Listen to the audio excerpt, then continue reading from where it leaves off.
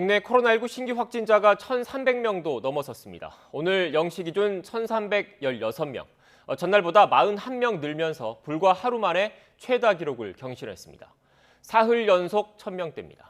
지역별로는 수도권의 상황이 가장 심각합니다. 어제 하루도 서울과 경기, 인천 등 세 곳에서 963명이 확진 판정을 받아 전체 지역 발생의 78% 정도를 차지했습니다. 연일 80% 안팎을 유지하고 있습니다. 물론 전국 17개 모든 시도에서 확진자가 나온 만큼 다른 지역도 안심할 수는 없습니다. 문제는 앞으로 확산 규모가 더 커질 수 있다는 점입니다. 전파 속도가 빠른 변이 바이러스가 지역사회 곳곳으로 퍼지고 있기 때문입니다. 실제로 최근 일주 주요 변이 바이러스 검출률은 39%, 직전 일주보다 8.5%포인트 증가했습니다. 특히 전염성이 강한 델타 변이의 검출률은 3배가량 늘었습니다. 확산세가 잡히지 않는다면 2주 뒤에는 하루 확진자가 2,140명에 달할 수 있다는 우려 섞인 전망까지 나오는 실정입니다. 정부는 결국 수도권의 사회적 거리 두기를 오는 12일부터 4단계로 격상하기로 했습니다. 코로나 사태 이후 최고 단계가 적용되는 건 이번이 처음입니다. 저녁 6시 이후 3인 이상 사적 모임을 금지하는 등 사실상 야간 통행 금지 수준의 초강수입니다.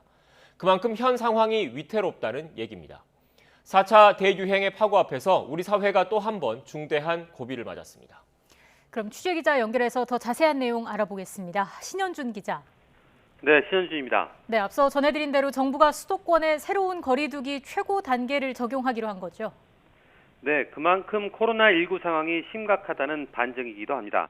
앞서 전해드린 대로 오늘 0시 기준 확진자는 1,316명으로 이틀째 최고치를 갈아치우고 있습니다.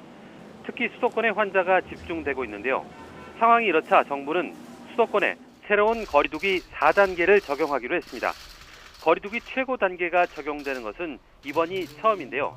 다만 준비 시간을 감안해 다음 주 월요일, 즉 12일부터 2주간 시행한다고 덧붙였습니다. 현재 서울의 주간 일평균 환자는 410명으로 4단계 기준에 진입했습니다. 경기도는 3단계, 인천은 2단계이고 수도권 전체를 놓고 보면 3단계에 해당합니다. 하지만 서울만 단독으로 4단계를 적용할 경우 풍선 효과가 우려돼 수도권 전체를 하나로 묶어 초강도 조치를 취했습니다.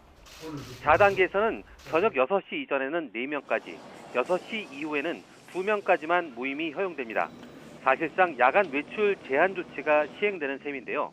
또 집회와 행사는 1인 시위를 빼곤 전면 금지되고 결혼식과 장례식에는 친족만 참석할 수 있습니다. 학교는 모두 원격 수업으로 전환합니다. 하지만 원격 수업 준비 기간을 고려해 오는 14일, 그러니까 다음 주 수요일부터 전면 원격 수업을 시작합니다. 7월 넷째 주에는 대부분 학교가 여름방학에 들어가기 때문에 2주간의 원격 수업 이후에는 방학으로 이어지게 됩니다. 4단계보다 더 강화된 조처도 내려집니다. 모든 유흥시설의 영업이 현재처럼 금지되고 백신 접종자에게 적용하던 방역 완화 조치를 유보하기로 했습니다. 또 직계가족의 경우 8명까지 모일 수 있었지만 이도 금지되고 동거가족이나 돌봄이 필요한 경우, 임종을 지키는 경우에만 예외가 허용됩니다. 방역당국은 앞으로 2주간의 유행 상황을 지켜본 뒤 4단계 지속 여부를 결정할 방침입니다. 손용래 중앙사고수습본부 사회전략반장은 4단계 조치는 상당히 강력한 조치로 사회경제적 피해가 수반되기 때문에 짧고 집중적으로 전개해서 2주간 유행을 꺾는 게 최우선 목표라고 말했습니다. 또 길게 하기 어려운 조치인 만큼 가급적 2주 동안은 모든 일정을 연기하거나 취소해서 방역에 협조해달라고 당부했습니다. 지금까지 사회부에서 YTN 신현주입니다.